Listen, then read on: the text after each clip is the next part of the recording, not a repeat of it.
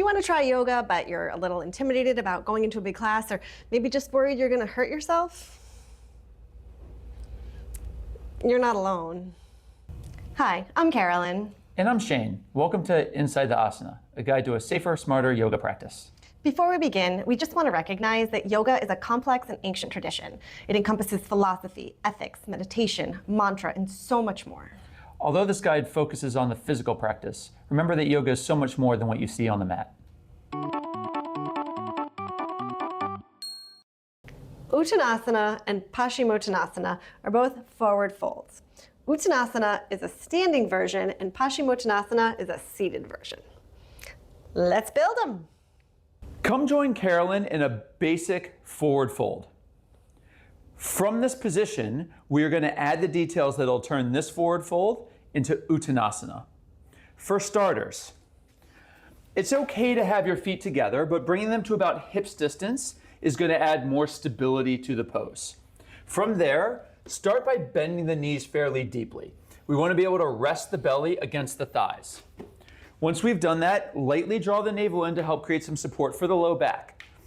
We're hinging at the hips, trying to lift the sit bones a little bit so that the spine can lengthen as far forward as possible.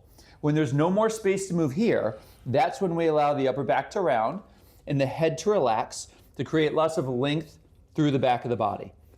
Take your gaze back towards your knees or your navel to really enhance that.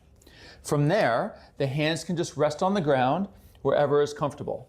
And if you want, once you're stabilized, to add a little bit more length, this is when you can engage the legs to lengthen the back of the legs. We now have Uttanasana, and you'll see that Pashchimottanasana is the exact same pose when seated on the ground.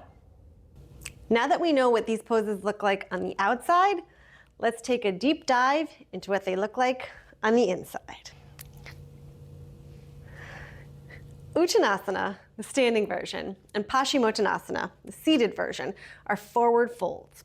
They stretch the entire back of the body, and they're very soothing on the nervous system.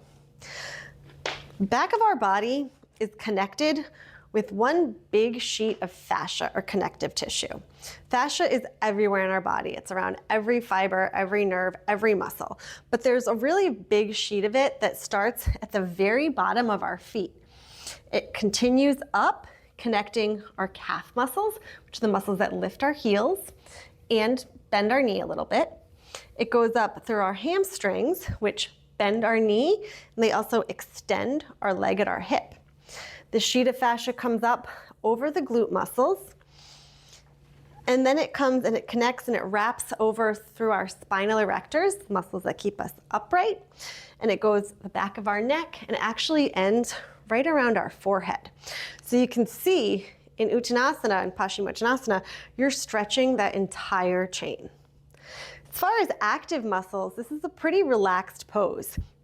Your abdominals are drawing up and in, so your navel is moving towards your spine a little bit to protect your low back.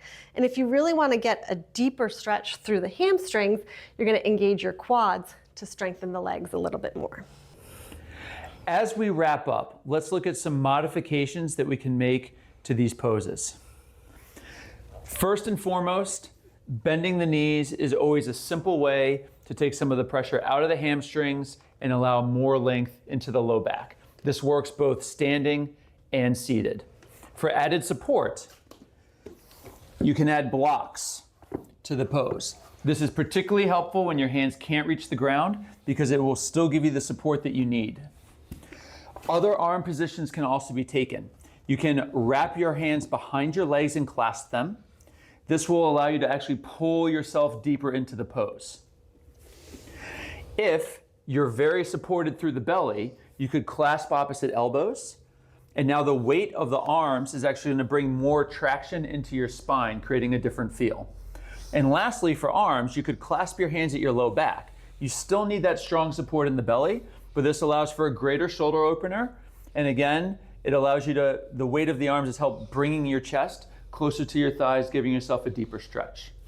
Lastly, if you want to bring your toes up onto some small object, a folded towel perhaps, we're using a sandbag here, it's going to change where you feel the stretch.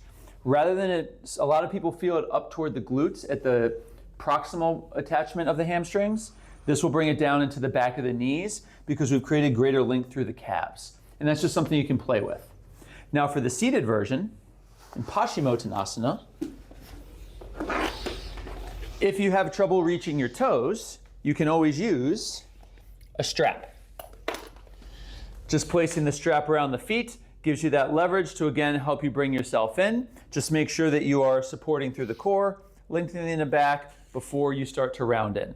And if you're really, really flexible, you don't have to use the strap. You could put a block around your feet and grab with your arms to pull yourself even deeper. So give these a try. Thank you so much for watching. We hope you enjoyed.